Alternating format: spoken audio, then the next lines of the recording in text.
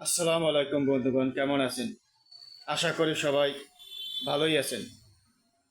তো আজকে আলোচনার বিষয় হলো ইনজাংশন বা নিষেধাজ্ঞা।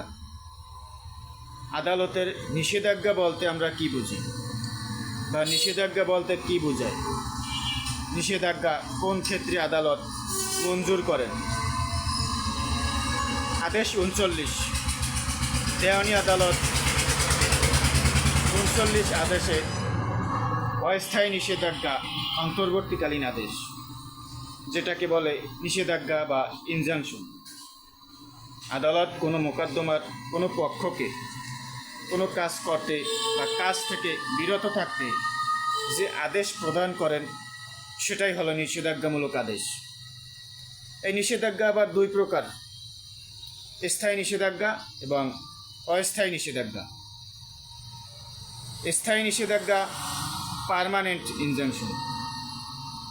আদালত কোনো মোকদ্দমার শুনানির পর মোকদ্দমার গুণাগুণের উপর ভিত্তি করে কোনো পক্ষকে কোনো কাজ করতে বা কোনো কাজ করা থেকে স্থায়ীভাবে বিরত থাকতে যে আদেশ করেন, যে আদেশ হয়, সেটাই হলো স্থায়ী নিষেধাজ্ঞা বা চিরস্থায়ী নিষেধাজ্ঞা। চিরস্থায়ী নিষেধাজ্ঞা সুনির্দিষ্ট প্রতিক্রিয়া আইনের 1877 সালের 54 ধারায় বলা হয়েছে চিরস্থায়ী নিষেধাজ্ঞা।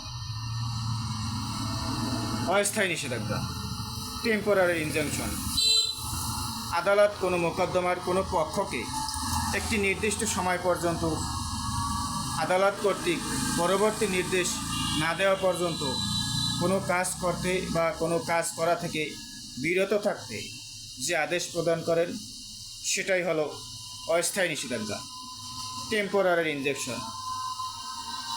অস্থায়ী নিষেধাজ্ঞা যে সকল ক্ষেত্রে মঞ্জুর করা হতে পারে: কোনো মোকদ্দমার কোনো পক্ষ এফিডেভিট দ্বারা বা অন্য কোনো উপায় আদালতকে যদি সন্তুষ্ট করতে পারে যে অপরপক্ষ মোকদ্দমার স্বার্থ সংশ্লিষ্ট কোনো সম্পত্তি বিনষ্ট, ধ্বংস, হস্তান্তর, বিক্রি বা অপসারণ করতে পারে, তাহলে আদালত অপরপক্ষ বরাবর অস্থায়ী নিষেধাজ্ঞার আদেশ দিতে পারে।